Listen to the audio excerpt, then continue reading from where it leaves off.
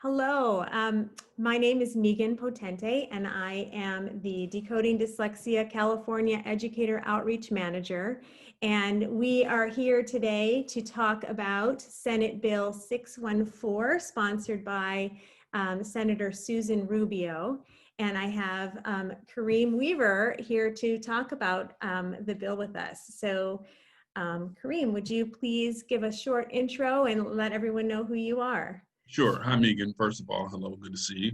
I am on the Oakland NAACP's Education Committee. I lead Fulcrum, which is full and complete reading as universal mandate, longtime educator, 25 years, fellow for the National Council of Teacher Quality, and a member of California State Literacy Team. So I'm glad to join you, and this is a very, very important conversation. Absolutely. And I'll give a little bit of background about myself as well. I have over 20 years of experience in elementary education. I've worked as a special education teacher, a classroom teacher, a literacy coach, and literacy specialist. And I also am a parent of a child with dyslexia. So that gives me a really important perspective to bring to this conversation. So thank you so much for taking the time to talk about this really important topic. So SB 614, let's get into the details. Senator Susan Rubio is proposing eliminating the RICA. So the RICA is the Reading Instruction Competence Assessment. And this is a requirement for licensure for all elementary school teachers and special education teachers at this time.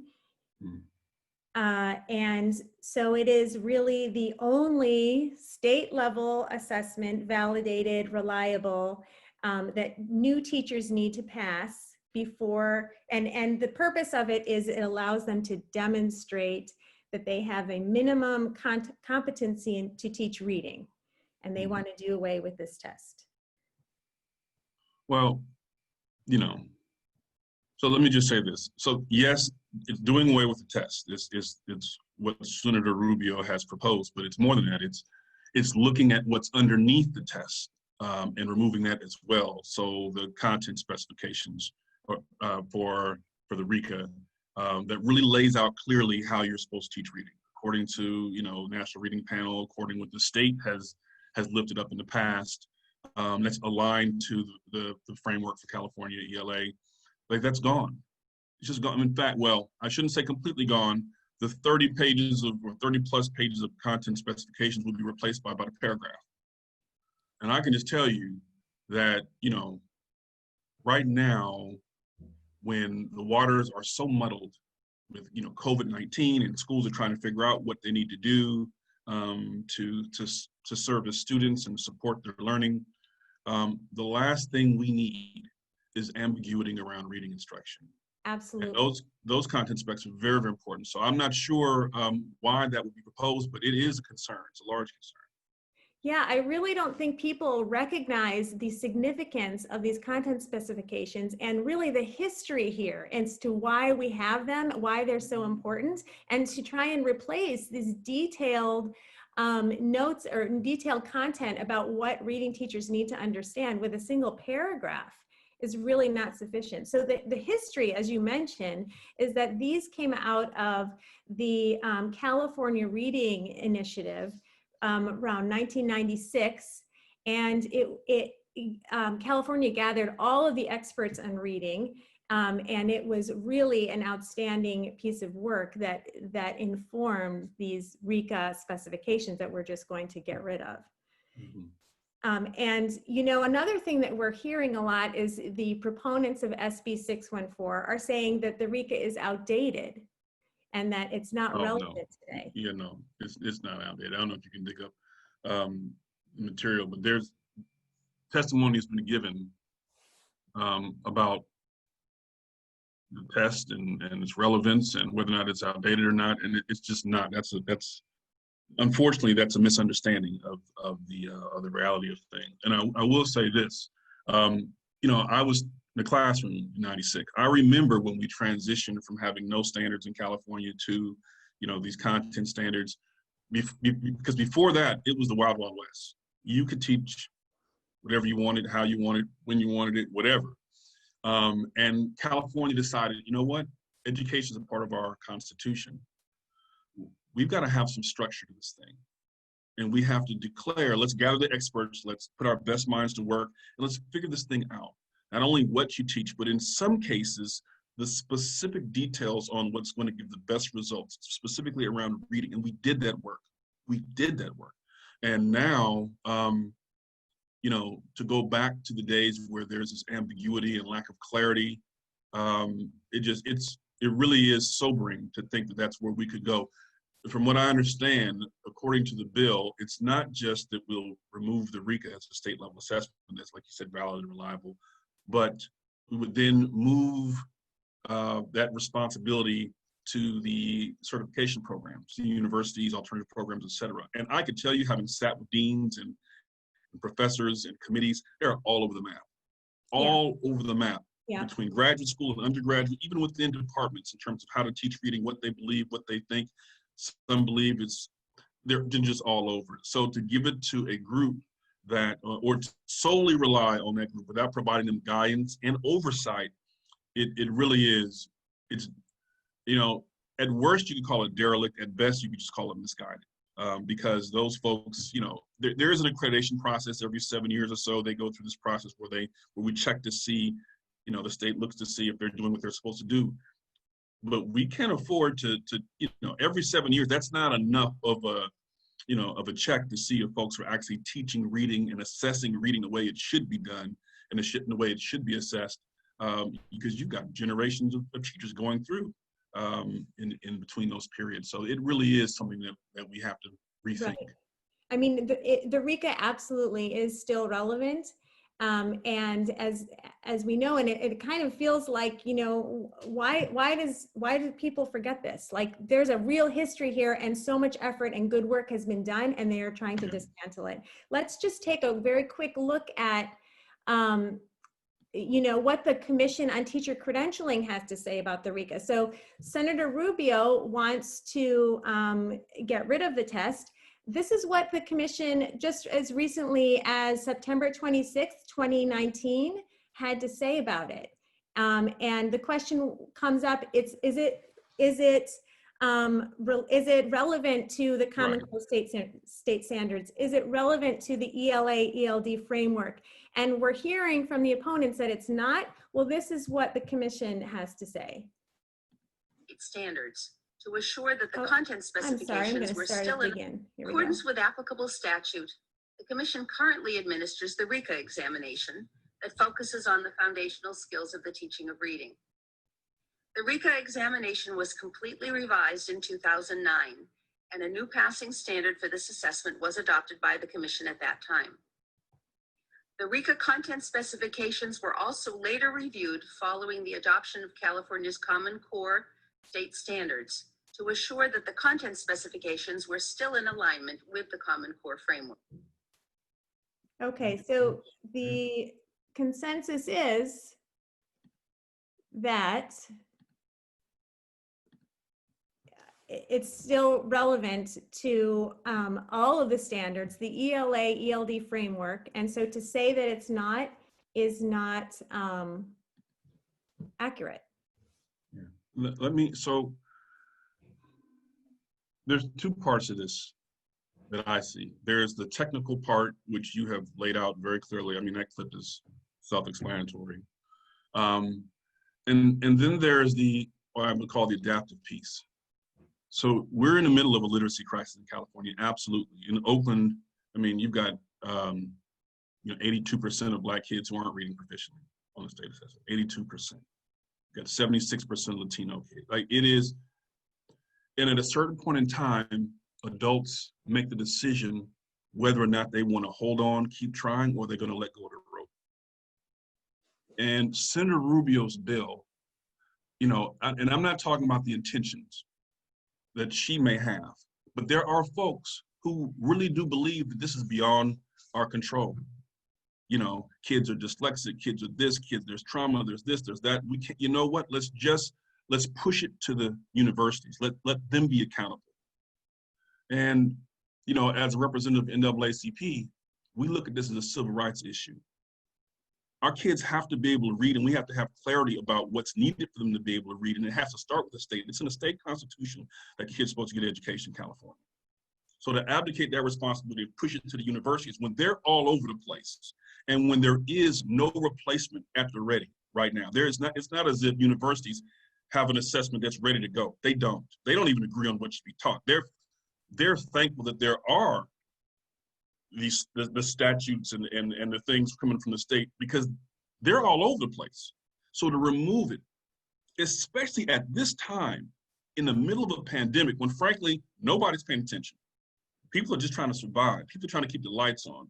Teachers are trying to figure out what they're going to teach in a distance learning setting.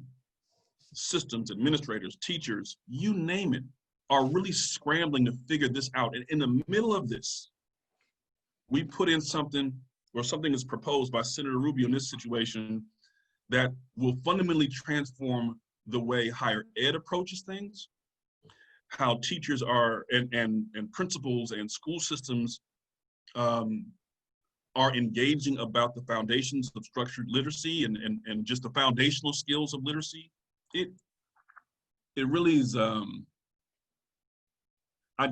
it boggles the mind to think that this would be the time, as opposed to having a couple years of study and analysis, and you standardize things, you come up with the assessments, and you add on something and say, okay, now the universities will do this, the state is still going to maintain oversight, we'll continue to do this.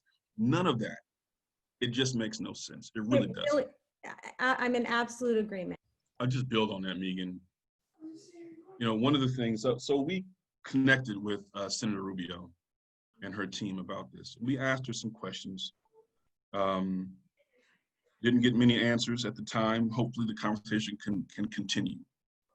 She mainly told us about her journey to the California Senate. But I think what's not recognized, and in that conversation, this really became illuminated, is that, if you're trying to embed, foundational skills within program coursework for the universities, okay, that's great. But then to say, well, they'll just use what's in the current K-12 ELA framework, they don't need RICA. Well, and then that's going to benefit, English learners, it's going to benefit students with dyslexia, it's going to kids in poverty, African-American kids. That's the thinking. It's only in California's dyslexia guidelines that you see it. And it states in there that it's one of the biggest reasons why we have low reading scores in California. So if that's the case, if that's something that has to be addressed, well, then you don't want to do something that's going to undermine the very foundation of what those kids need. Absolutely. Those kids, they need things to be laid out. I'm going to say one more thing about that is, so it's not just kids with dyslexia. You look at those who are incarcerated, and you've got 80% in illiteracy rates. We don't want to have to wait until, people commit crimes and go to jail and things for them to get the help they need, which the First Step Act mandates for the federal prison system. No, we actually want that in K-12, specifically in TK to 2. So you don't remove the statutes that undergird the very thing that we need to prevent our kids from being locked up and shut out. And that's what unfortunately, that's what this does. I know Senator Rubio, like I said, we met with her the one time. I look forward to talking with her again, but this is just not the way. It's not the way. I mean, absolutely. I think that one understanding that a lot of people don't realize is that the instruction that kids with dyslexia need is no different from the instruction than all kids need. I was so concerned when we got the supporting documents from Senator Rubio's office. And one of the documents, related to SB 614 said that, phonics and whole language are both, methods that can work for students with dyslexia. I paused, I froze, and I said, what is this? Who? And I know she's been a teacher for many years, as we have been as well, but that just flies in the face of the science, the research, the law. Like some things you just have to press pause on. that just don't pass the common sense test. This is one of them. And I'm hopeful, I'm hoping that we'll at least go back and revisit it, have a more thorough, rigorous study of exactly what the intention of this is, and is there another way to do it? But removing the one vehicle that we have for state oversight, it just doesn't work, especially not in this time and doing it the way we're doing it right now. That's absolutely correct. And so what can we do about this? So we need everyone to sign our petition, call the assembly members, pay attention. There's just no reason that we need to rush this through when it is clearly not thought out and is going to affect, so many teachers and the lives of so many children who are not, may not receive the instruction they deserve to learn to read. I hate to pile on here, but we're in a moment in America where we're really looking at racial justice and equity and how we ensure a more just and fair and equitable society, that we have access to society, access to economic systems nationwide. And when I see something like this come across the desk, it lets me know just how far we have to go. Yeah. And I'm African Americans in California, we've been struggling for a while, as have other groups, but our kids aren't reading and they need things done a certain way. I mean, to the point where when I see this come across the desk, I have to wonder, is California saying, just let them go? Just let them go. Are we that heavy? Those who are underserved, those who are poor, those who are English language learners, those who are African American, those who have to be taught according to the science, the research, and the evidence, are they too heavy for the state to hold? And my belief in our best self as a society and as a state is, we can't do everything, but we can do something. We can hold a basic level for people entering the profession. Sure, people talk about the pass rates of RICA where's a teacher shortage. I get that, but you know what? You can take the RICA again and again and again, and eventually 80 to 90% or more end up passing it. Maybe not the first time, but the second, third, fourth time. And if people are so eager to put those in classrooms who haven't passed it, you know what? Put them in your community, who haven't demonstrated a basic knowledge, not the ability to teach it, just the basic understanding of what needs to be taught. Put them in your community. Because right now, when we're at 18% proficient, there's some things we just can't afford if we're going to survive in this state. And like I said, I'm not questioning Senator Rubio's intentions. I know she's a fairly new senator. I enjoyed our conversation with her. I look forward to talking with her again. But the impact of this at the university level, at the K-12 level, on the student level, on the family level, and on the community level would be devastating. So I'm hoping that she'll go back and rethink this. Her supporters will go back and rethink this because our kids deserve much better. Thank you so much for your time today. And I really always love speaking about literacy with you, Kareem. It's equal, Megan. Thank you so much for your support and for your partnership. Take care. All right, have a good one. Bye.